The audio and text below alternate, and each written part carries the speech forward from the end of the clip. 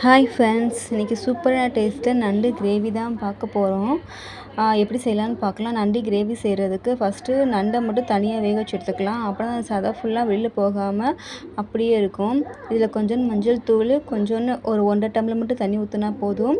கொஞ்சோண்டு உப்பு சேர்த்து ஆட் பண்ணி சும்மா ஒரு 5 நிமிஷம் மட்டும் வேக வச்சுட்டா போதும். ரொம்ப வேக வைக்க வேணாம். அப்புறம் மசாலா பொடி போட்டு வேறு தனியாக வேக வைப்போம். ஸோ 5 நிமிஷம் மட்டும் வேக வச்சுக்கிட்டா போதும். லைட்டாக கிண்டி விட்டு மூடி போட்டு மூடி வச்சிடலாம். ஓகே, ஒரு 5 மினிட்ஸ் வந்துருச்சு. ஓப்பன் பண்ணி பார்த்துடுவோம். இப்போ எடுத்து பார்த்தீங்களா, சதை ஃபுல்லாக வெளியில் போகாமல் அப்படியே நிற்குது. மசாலா பொடி ஃபஸ்ட்டு வேக வச்சிட்டோம் அப்படின்னா சதை ஃபுல்லாக மசாலா பொடி போட்டு வெறும் தண்ணி மட்டும் தான் நிற்கும்.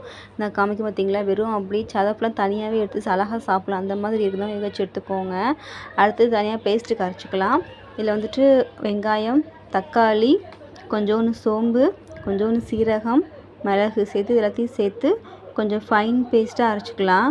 இதை அரைச்ச உடனேயே கொஞ்சோண்டு எண்ணெய் மட்டும் ஊற்றிட்டு நல்லா அதை வதக்கி விட்டுட்டு வீட்டில் இருக்கிற குழம்பு பொடி போட்டாலே போதும். நான் அந்த பொடி தான் யூஸ் பண்ணியிருக்கேன்.